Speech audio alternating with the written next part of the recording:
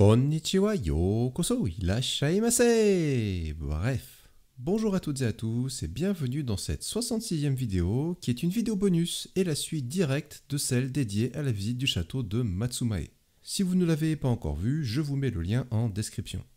Et ici, nous allons nous intéresser aux alentours du château, notamment avec de très jolis temples et un parc à thème qui est une reconstitution d'un village typique que l'on pouvait trouver pendant l'époque Edo à Matsumae. Je rappelle qu'ici, on parle surtout des châteaux du Japon et je publie une vidéo tous les premiers du mois à ce sujet. Ici, c'est une vidéo bonus, histoire de vous faire profiter des alentours sans avoir une vidéo trop longue. Et si vous voulez soutenir la chaîne, vous pouvez vous abonner, mettre un pouce bleu ou encore laisser un commentaire, cela fait toujours extrêmement plaisir. Et en plus, c'est rapide et totalement gratuit. Un grand merci à toutes et à tous pour votre soutien. Sur ce, je vous laisse avec la visite. Donc dans les alentours du château, notamment au nord, on a pas mal de temples qui sont présents, donc je pensais faire un petit tour. Je voulais partager, donc là on passe une porte. J'ai pas vu d'informations comme quoi ce serait une ancienne porte de château, mais une jolie porte d'entrée pour ce temple là. Alors ça reste quelque chose de très simple, mais il y a 5-6 temples comme ça à visiter. Bon là c'est certainement pas le plus beau de la zone, mais voilà, on commence par ce petit temple là. Et on va aller voir s'il y en a d'autres après. En montant jusqu'ici, il y avait marqué qu'il fallait faire attention parce qu'il y avait des ours qui pouvaient apparaître. Donc si ce vlog sort, c'est que je n'ai pas croisé d'ours a priori. Allez, on se retrouve au prochain temple. Donc ici il y a un parc pour voir les sakuras. Alors forcément en octobre c'est pas très rose, c'est plutôt vert. Mais j'ose imaginer ici, courant du mois de mai, ça doit être un endroit assez joli et surtout très visité par les locaux, j'imagine. Voilà un parc de cerisiers là, pas loin du château. Il y a un autre temple ici, alors je crois que ça se lit le Hogenji. Et là on a une porte, ça s'appelle la Yamamon, une très jolie porte en bois. D'ailleurs j'ai lu que les temples de cette zone là, les temples, les portes, les bâtiments font partie des plus anciens de Hokkaido. Donc les plus anciens bâtiments de type temple. Ouais. Ah, très joli, ouais. Ça fait partie des plus anciens bâtiments de Hokkaido ici, enfin des différents types de temples en tout cas. Donc là on a un cimetière à côté. On a une très belle porte derrière, une très belle forêt. Enfin forêt. Un très beau bosquet avec des très beaux arbres. Et derrière le bâtiment principal. Avec une cloche aussi sur la droite, tiens. Donc voilà la cloche du temple ici. Oh, très jolie cloche aussi. On va aller voir ça d'un peu plus près.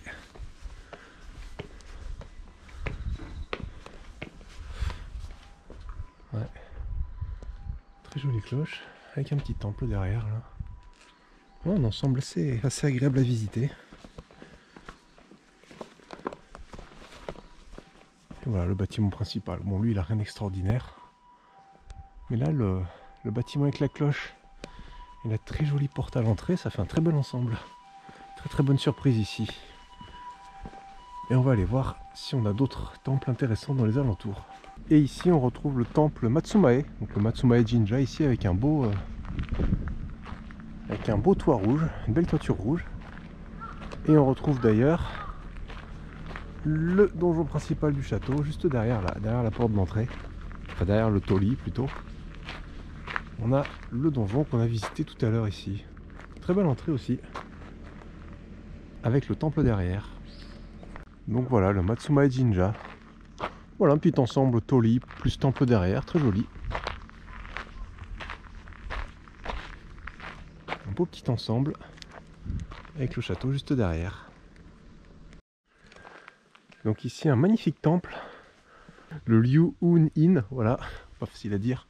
Avec encore une fois, alors je vais me répéter, hein, mais une magnifique porte d'entrée, tout en bois, qui a l'air d'être une propriété importante culturelle du Japon. Donc là on est en face d'un bâtiment ouais, vraiment joli, hein. Bâtiment authentique. Oh, des belles gravures sur le bois là. Et pareil, un bâtiment ouais, Un ensemble de bâtiments très jolis. Là, le bâtiment principal est plus intéressant. Et on a une belle cloche sur la gauche. Donc le bâtiment avec la cloche ici.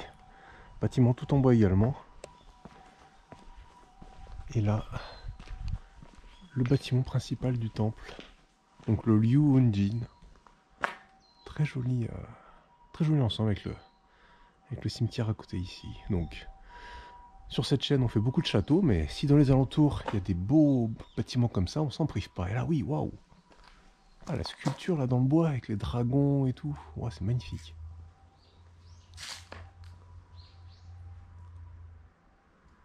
Ah ouais, ah là on n'est pas venu pour rien là, c'est vraiment joli. Donc voilà le Liu Inn, très très joli temple, intégralement en bois, avec des belles sculptures dans les portes. Vraiment une belle découverte là. Et on va aller voir si on en trouve d'autres. C'est parti. Il y a encore un temple ici. On est vraiment gâté avec une magnifique porte encore une fois. Alors celui-là c'est le... Ouais, je pense que c'est celui, le Kozenji, quelque chose comme ça. Et voilà. Très jolie porte encore une fois. Porte d'entrée avec une belle gravure ici. Et de chaque partie là, de chaque côté de la porte d'entrée, on a des statues avec des espèces de démons. Alors j'y connais pas grand chose malheureusement dans ce domaine. Et voilà, on a les deux démons là.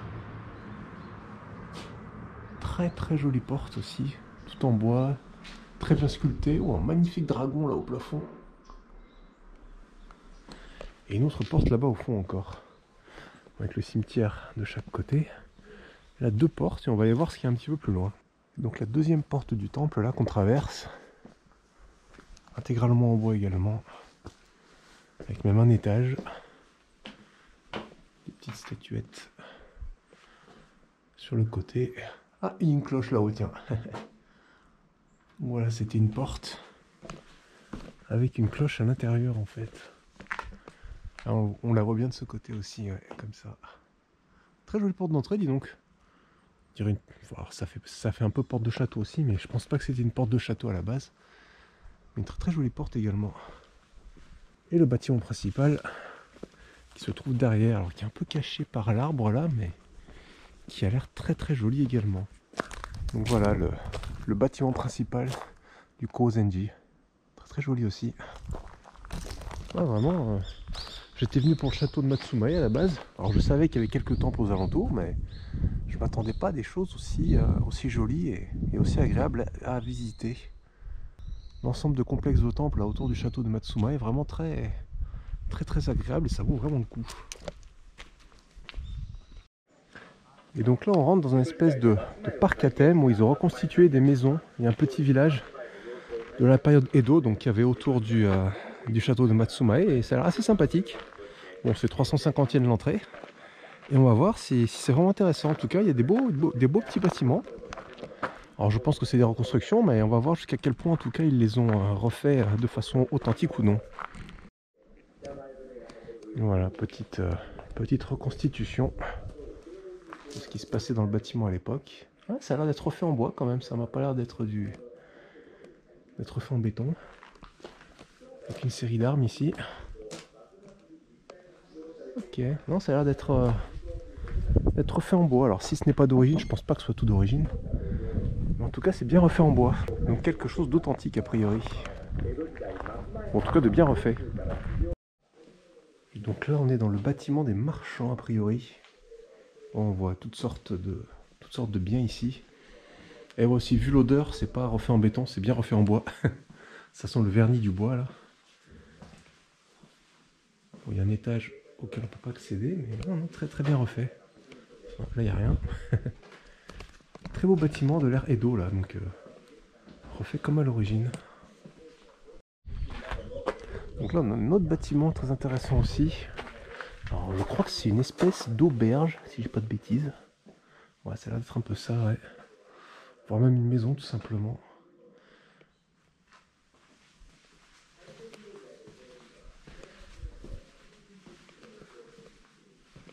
Un beau bâtiment, très bien refait en bois aussi, ouais, également.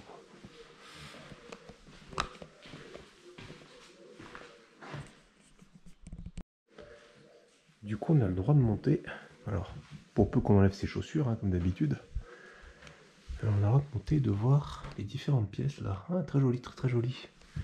Et visiblement, c'est pas interdit d'aller à l'étage. Bon, on va pas s'en priver. Oh là, ça craque. J'espère que ça va pas s'effondrer. Là, donc on est à l'étage du haut. Oh, une très jolie fresque. Une petite vue d'ensemble ici un petit peu sur le village.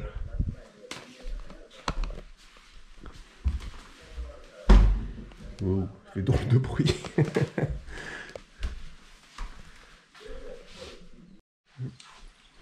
Voilà, on vient d'ici. Il y a des petits moulins à vent là-bas. Oh, ça c'est une fresque authentique aussi.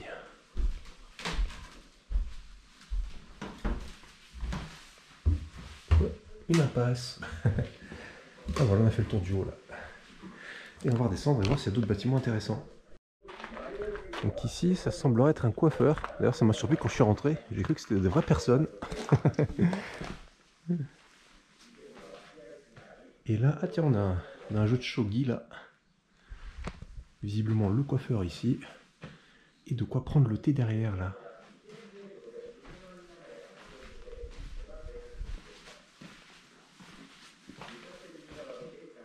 Le bâtiment aussi. Et de ce côté, on a un puits. Ah, sympa, c'est vraiment bien refait. Hein. Et là, un autre bâtiment. Alors, j'ai pas lu ce que c'était. Ah, on a le droit de monter si on enlève nos chaussures. On va peut-être le faire. Pas mal d'outils. Et une pièce vraiment bien refaite aussi ici. Donc voilà, une reproduction d'un village de l'époque Edo. Plutôt bien fait, hein. Tous les bâtiments ont l'air d'être faits en bois. Ce qu'il y a à l'intérieur, c'est intéressant aussi. Ouais, une bonne découverte. Et là, on a Maison du Poisson. Donc un endroit... alors, je sais pas comment on appelle ça, une poissonnerie. Bah, une poissonnerie tout simplement, peut-être. Bon, ils n'ont pas l'air de bosser, ils ont l'air de prendre le thé, là. Mais visiblement, on est dans la poissonnerie. Ouais, il y a pas mal d'ustensiles liés à la mer. À la pêche, en tout cas. C'est ça, ouais. Poissonnerie, ou l'endroit où on gérait un peu tout ce qui était les produits de la mer, visiblement. Bon, là, eux, ils sont en pause.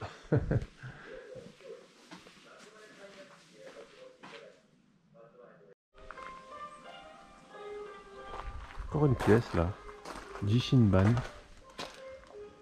Petite pièce où, encore une fois, on pouvait prendre le thé, visiblement, ici.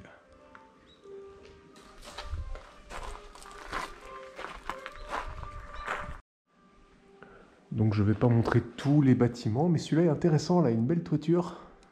Et surtout une magnifique réplique de bateau, là. De l'époque Edo, on dirait. Ouais. Très très belle réplique ici. Alors, un bateau de pêche, du coup, j'imagine. Donc refait à l'échelle 1/8, visiblement. C'est ça. C'est un très joli bâtiment, là. Donc voilà, on a une petite partie jardin aussi avec un pont. On aura fait à peu près le tour, je pense. Voilà, donc ici, ce village reproduit surtout des bâtiments de la famille du clan Matsumae. Donc la famille qui a régi la région pendant la plus grande partie de la période Edo ici. Donc voilà, des maisons de samouraïs, des commerces, etc. Et voilà, donc la maison de samouraï principale, c'est celle qui a par là, qu'on va aller voir juste après. Ici, Panya, ouais, encore une pièce à vivre.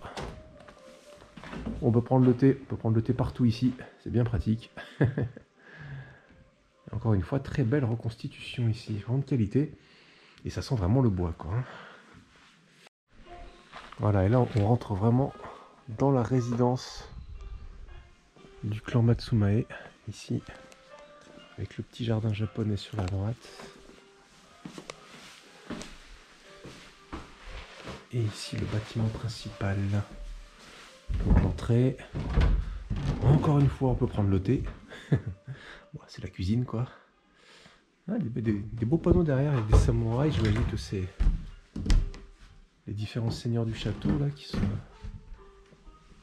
sont ici. Encore une salle ici pour faire le thé. Je sais pas si c'est vraiment une cuisine ou quoi, mais si là ça ressemble à la cuisine pour de vrai là. Ouais. Il y a même l'extincteur avec, donc c'est vraiment la cuisine, c'est sûr. Voilà un petit jardin joli aussi.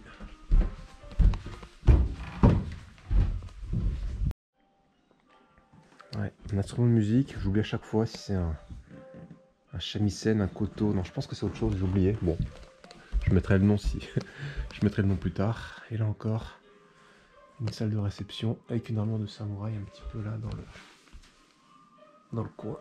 Donc voilà pour la résidence de la famille Matsumae. Très jolie reconstitution. Voilà, je pense qu'on va s'arrêter là pour la visite de la reconstitution du village Edo et de la résidence de la famille Matsumae. J'espère que cette partie-là vous aura plu. Voilà, ça change un peu des châteaux, mais bon, c'est quand même lié au château et à ce qu'il y a autour. Et voilà, on a fait tout le tour du château de Matsumae et des temples et des résidences de samouraïs qu'il y avait autour. Voilà, j'espère que cette visite assez complète vous aura plu. Il n'y aura pas eu que le château, il y aura eu plein d'autres choses aussi.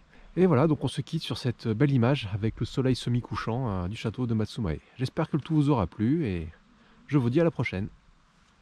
Et ceci conclut donc la visite du château de Matsumae et de ses alentours. Un endroit très agréable à découvrir, avec de très bonnes surprises et qui doit être encore plus magnifique pendant la période des cerisiers, mais certainement aussi beaucoup plus fréquenté. En espérant que le tout vous aura plu et vous aura donné envie d'explorer ce Japon moins connu. Je vous dis à la prochaine, sur ce, Wokini!